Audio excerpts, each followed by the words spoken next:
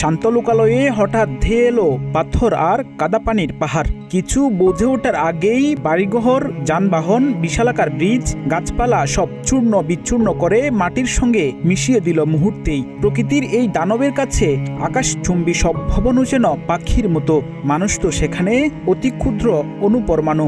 এই যেন প্রলয়, পৃথিবীর শেষ দিনের মহাপ্রলয়। বিবিসি সহ একাধিক গণমাধ্যমের খবর অনুযায়ী নেপাল তিব্বত সীমান্তবর্তী এলাকায় আকস্মিক এ বন্যায় এখন পর্যন্ত অন্তত 165 প্রাণহানির খবর পাওয়া গেছে। এখনও নিখোঁজ রয়েছেন অসংখ্য মানুষ। বন্যা কবলিত এলাকায় উদ্ধার অভিযান পরিচালনা করছে বিভিন্ন সংস্থা।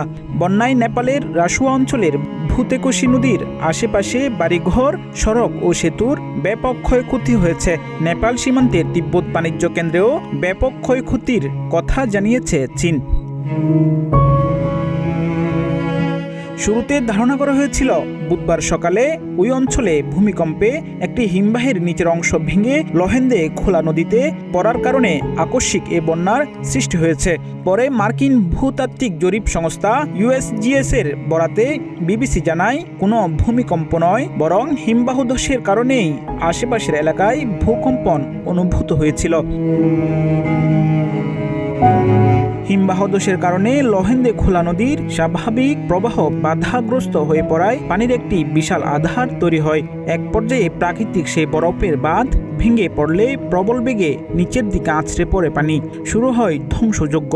এ তীব্র স্রোত আছড়ে পড়ে ভূতেকোশি নদীতেও। লহেন্দে খোলা মূলত ভূতেকোশিরই একটি উপনদী। কাদা পানি তীব্র স্রোতে ভেসে যায় ভূতেকোশি নদীর অববাহিকায় থাকা সবকিছুই।